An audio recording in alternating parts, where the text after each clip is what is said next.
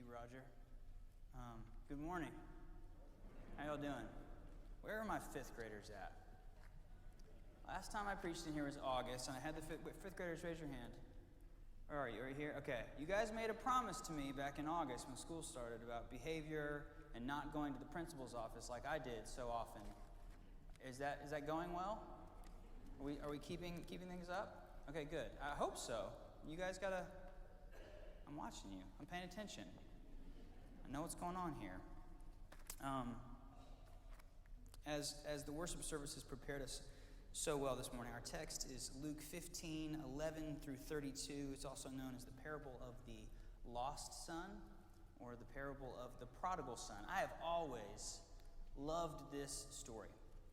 A parable, by definition, is basically a simple story used to illustrate a point. And I really fell in love with this story about 10 years ago when I read this book. It was by Henry Nouwen. It's called The Return of the Prodigal Son. I fell in love with it. I love this book. And then last summer, our student ministry staff, Sarah Galloway and Ann Payton, our intern, and I read this book by Tim Keller called Prodigal God. And it kind of renewed my love for this story. And what I love about these two books is that they reminded me that the story of the prodigal son, this parable, is actually about two brothers and not just one. I don't know about you, but when I think about this story, this prodigal son narrative, my mind immediately goes towards the younger son. Does it do that for you? We think about, it's even named after him, the prodigal son, the one who left, the younger brother.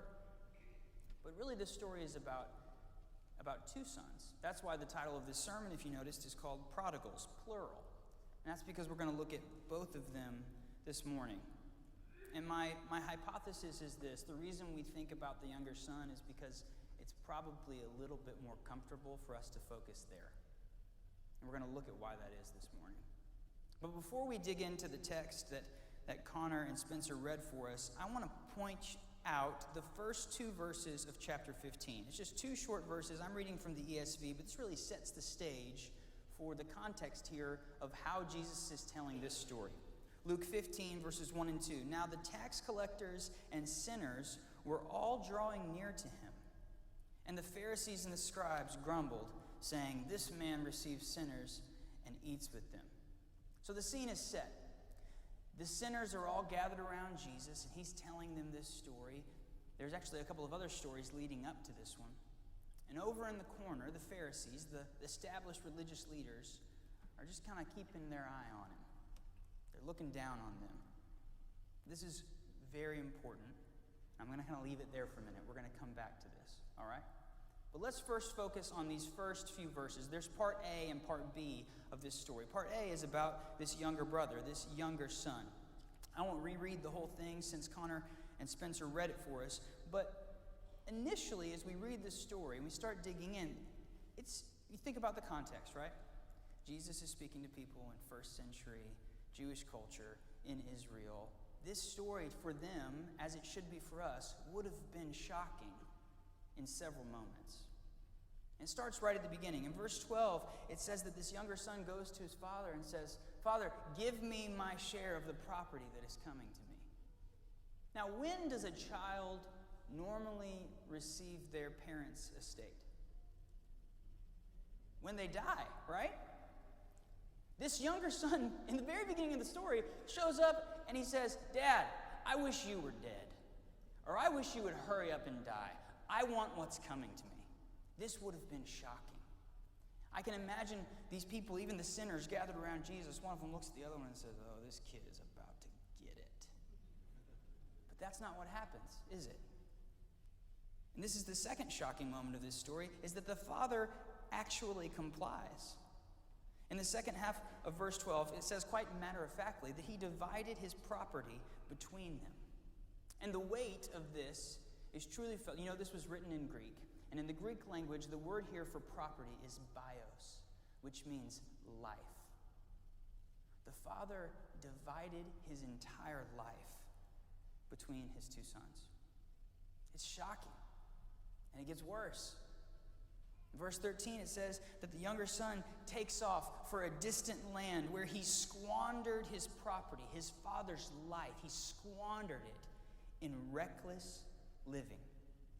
He gets this inheritance and then he bolts, never to return. He doesn't stick around for a few days and make everybody feel like no, he just leaves, right?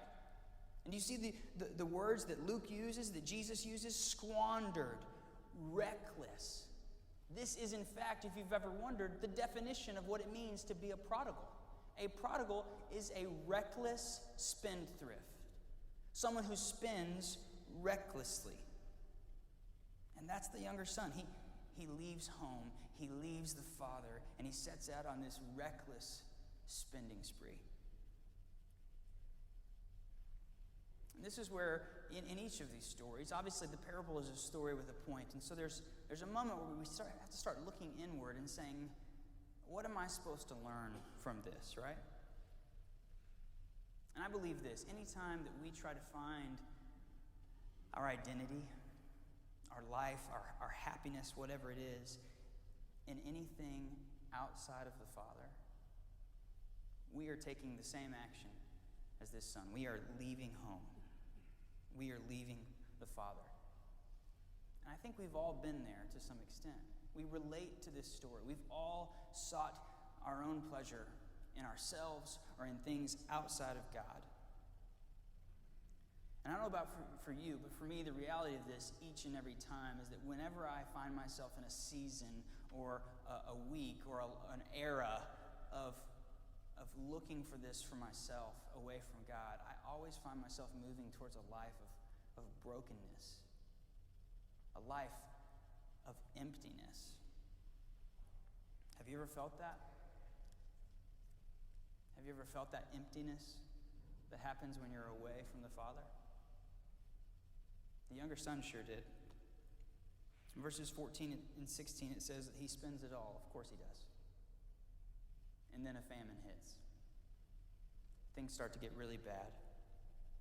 And in verse 17, he finally comes to his senses. Listen to this. But when he came to himself, he said, "How many of my father's hired servants have more than enough bread? But I perish here with hunger. I will arise and go to my father, and I will say to him, Father, I have sinned against heaven and before you. I am no longer worthy to be called your son. Treat me as one of your hired servants." There's a couple things we need to pay attention to here. First and foremost, do you notice how he's not thinking that he's going to go home and reclaim his sonship? He's not saying, I'm going to go home and become a son again. He's thinking he's going to become a servant, a slave to his father. And that's because he knows that he's burned that bridge. There was an actual ceremony at this time known as the Kazazah, K-E-Z-A-Z-A-H, Kazazah. And if a son in this Jewish culture lost his inheritance and he tried to come home, his family or his people would meet him on the outskirts of town, and they would take a clay pot and they would break it at his feet in an act known as the Kazazah, which means the cutting off, symbolically saying, you are no longer part of this family. You are no longer part of this community. The younger son's speech recognizes that. Jesus' listeners would have recognized that. Secondly, do you notice how he practices his speech? Have you ever done that? I don't know. When I was a teenager, my parents, they had this curfew thing, right? And I didn't like it very much. And frequently, I would get in the car to come home, and I would recognize that I was about to miss my curfew. And so the entire time I drove, I would practice my speech. Mom and Dad, I'm sorry I'm late. I wasn't doing anything I wasn't supposed to be doing. We just lost track of time, right? And so this son practices his speech, and then he gets up and he heads home. And y'all, this is where the story really starts to get wild. Luke 15, verse 20. And he arose and came to his father, but while he was still a long way off. Makes you wonder if the father wasn't sitting on the front porch, hoping that he would come home. While he was still a long way off, his father saw him and felt compassion for him. He ran and embraced him and kissed him. This is the biggest shock so far. bigger than the shock of the kid wishing his father were dead, bigger than the father splitting his life between him. The people listening to this story would have been expecting the kazaza, but instead, this father runs, something an honored Jewish patriarch would never do. He runs toward his son. He hugs him. He kisses him. In verse 21, the son begins to give this speech that he's practiced, and the father ignores him. He calls to the servants and says, "Bring the robe, bring the fattened calf." What does he say? "For this son of mine was dead and is alive again. He was lost and is found." We've got to celebrate. And in this moment, the word prodigal, remember it means recklessly spendthrift, can now be used to describe the Father's grace. Tim Keller says it this way: this demonstrates the lavish prodigality of God's grace. Jesus shows the Father pouncing on his Son in love, not only before he has a chance to clean up his life and evidence a change of heart, but even before he can recite his repentant speech. Nothing, not even abject contrition, merits the favor of God. The Father's love and acceptance are absolutely free. This is the grace and the forgiveness and the love of our Father. I love the way Rembrandt depicted this story in his painting. It's called The Return of the Prodigal Son. I know some of you are immediately worried about the choir, but I gave the choir show on what I gave you. Everybody got one? Okay. Becca cut those for you, so thank Becca. This is not, just so the others of you are really worried, this is not the real Rembrandt's Return of the Prodigal Son. This is one of those canvas things. The real one is at a museum in Russia. On second thought, it's probably not the right week to do a Russia joke.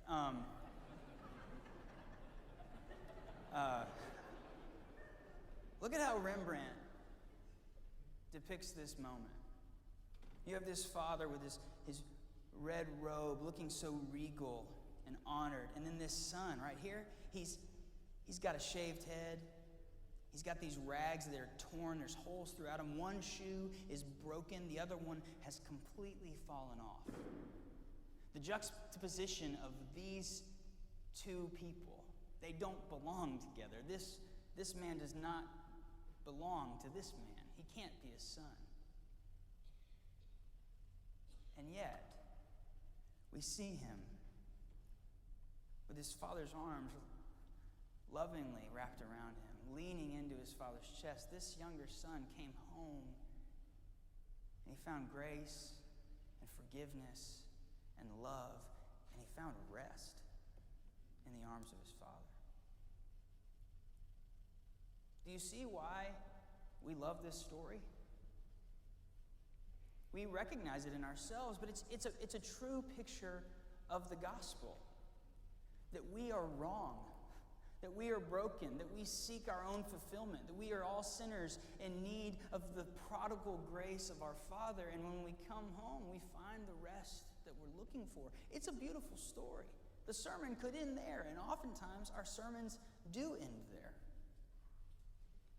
But here's what I believe. I believe that Jesus continued the story 8 more verses, and so should we. Because these 8 verses, are probably the true climax of the story. Let me read them again for you, starting in verse 25. Now his older son was in the field, and he came and drew near to the house, and he heard music and dancing.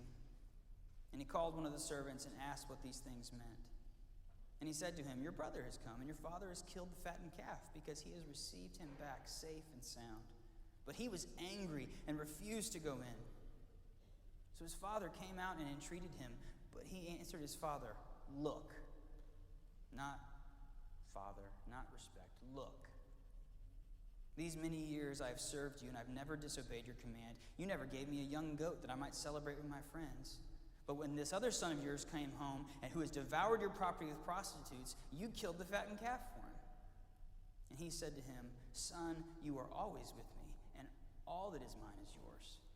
It was fitting to celebrate and be glad, for this your brother was dead and is alive. He was lost and is found. It seems pretty straightforward.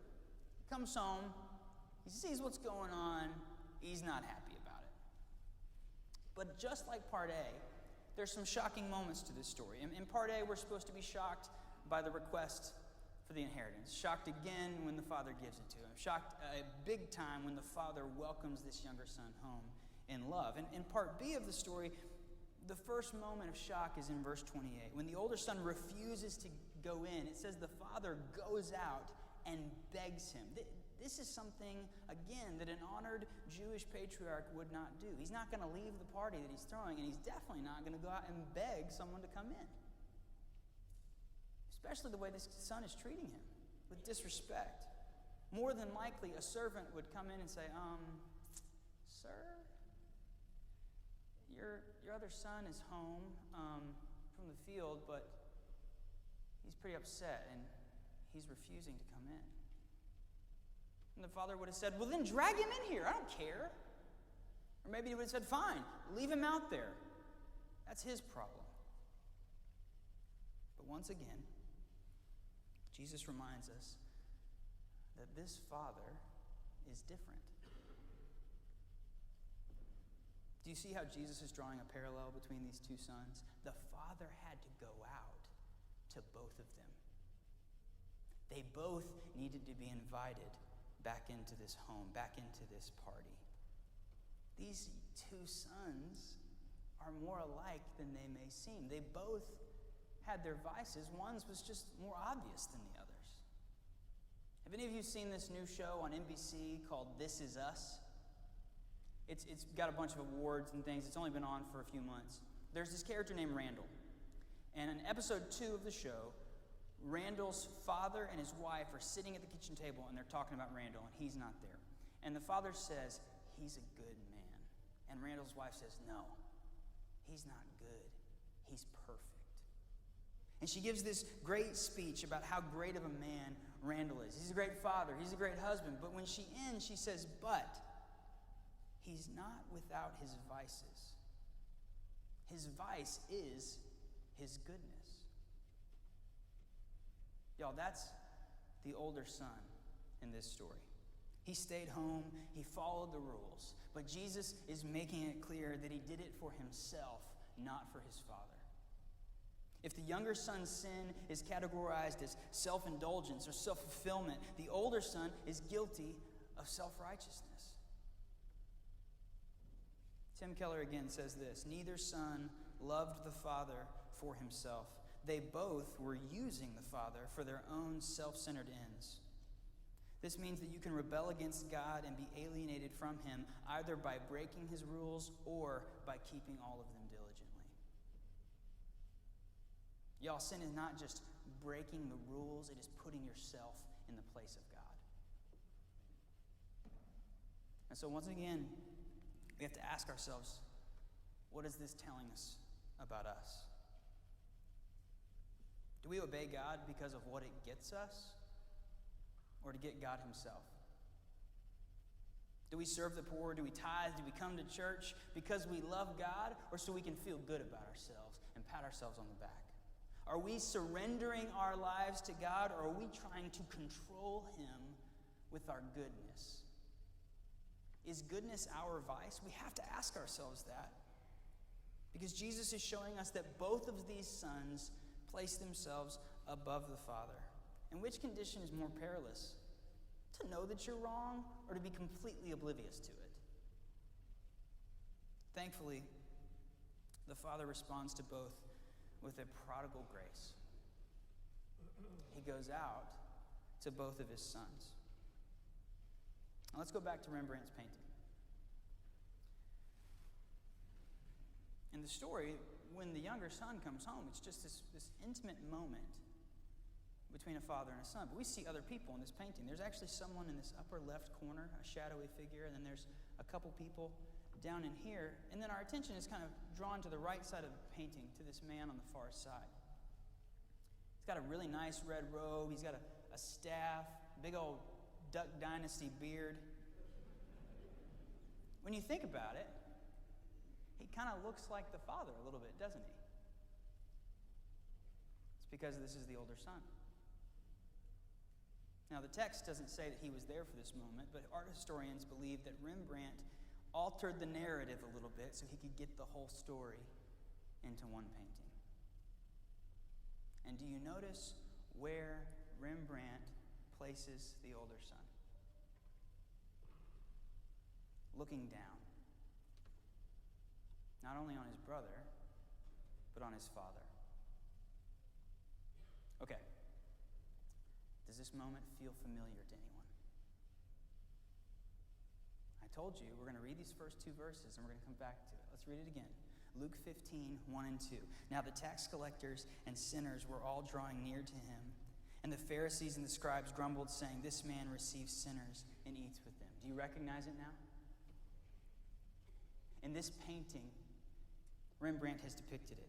In verse 1 and 2, we have the sinners and the Pharisees, the younger sons and the older sons. The painting depicts them both. Act 1 of this parable is Jesus speaking to those sinners gathered around him about their sin of self-indulgence. Act 2 is Jesus speaking to the Pharisees, judging from the corner, about their sin of self-righteousness. They are the older brothers, the Pharisees. Jesus is a master storyteller. He sees this context, he sees what's happening in front of him, and he weaves this parable that we tend to focus on this younger son, not recognizing that he's focusing on this older son. Why would he do that? The most shocking, we've talked about a lot of shocks. The most shocking moment of this parable is directed at those Pharisees. Do you notice how this story ends? We don't know what the older brother, the older son, decides to do. It doesn't tell us. Jesus has the father speaking to them, and then he just leaves it hanging. People would have been shocked. What is he going to do, Jesus? Finish the story. But he doesn't. I imagine Jesus finishing the story. They're all waiting, and then he just turns his gaze towards the Pharisees standing in the corner. He doesn't say a word, but the look on his face says it all. Are you going to come and join this party or not? These Pharisees, you're going to start seeing real quick why this is uncomfortable. Watch your toes. These Pharisees are what? They are the established religious community of the day, who had a moral superiority that was built on the fact that they followed all the rules. They weren't just good, they were perfect. And Jesus is looking at them saying, your goodness is your vice. And you need my reckless grace and love just as much as these sinners do. Jesus is challenging the self-righteousness of the established religious community of the day. I think if we're honest with ourselves, we have to ask ourselves if we see ourselves in those Pharisees, if we see ourselves in that older brother. It's pretty easy to say, yeah, the younger brother, I was there once, but I'm better now. But what about this older brother? Are we willing to admit that we can kind of identify with him too? Let's think about this church. This is a very personal moment, but let's think about this church in general, right? We're an almost 200-year-old church that's been ministering to the city of Nashville for 200 years. And recently we decided to vote on a master plan and a ministry plan that's setting the stage and setting the groundwork for how we are going to continue to reach the city of Nashville with the gospel of Jesus for generations to come. That's an exciting time. And we say that our mission is to continue the life and the work of Jesus from the heart of downtown Nashville. Well, I believe that in this parable, Jesus is telling us that his life and his work are about running into that city with a reckless grace and a reckless hope and a reckless love. He's looking for the lost and the tired and the broken and those who need rest, just like this father ran for his son, who had done everything he could to make it bad for himself. Jesus is running into the city of Nashville, and he wants to throw a party for each and every one who comes home.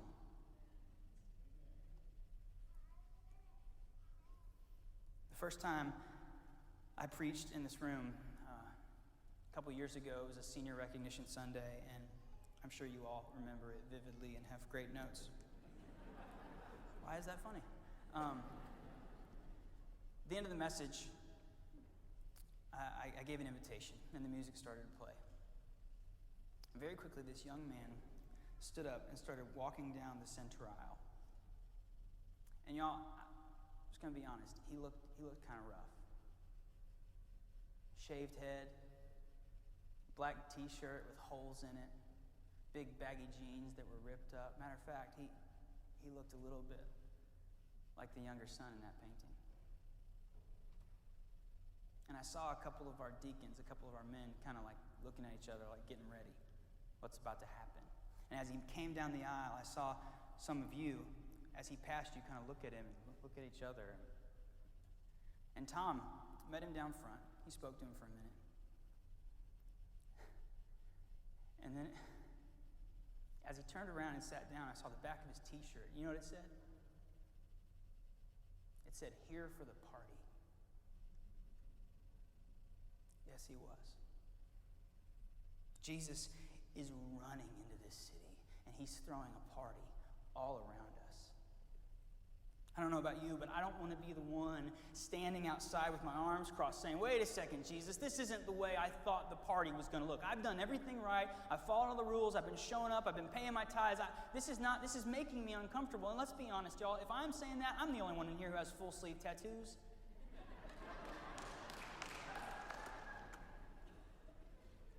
No, I don't want to be outside. I want to join that party. Matter of fact, I want this church to be the celebration hall.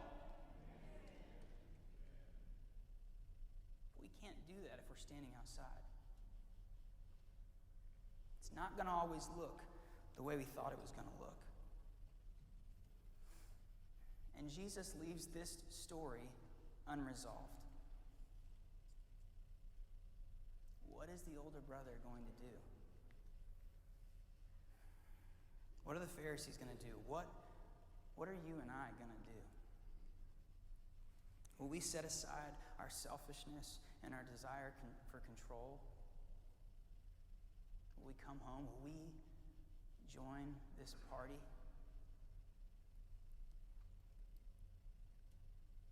Are you a younger son this morning? Are you searching for fulfillment in something outside of the Father? Are you exhausted from running and from trying to figure it all out for yourself? Do you need to find rest? 1 Corinthians 15:9 says that God in Christ is reconciling us to himself, not to our trespasses. It doesn't matter what you've done, and he doesn't need to hear your speech. Come home.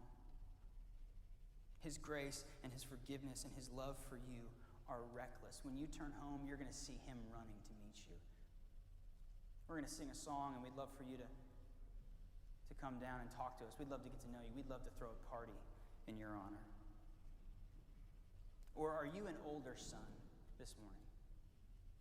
Have you done everything right and followed all the rules and found yourself still on the outside looking in? This isn't the way you thought it was going to look. The Father is extending that invitation to us as well. Will we come home? Will we join the party? Let's pray.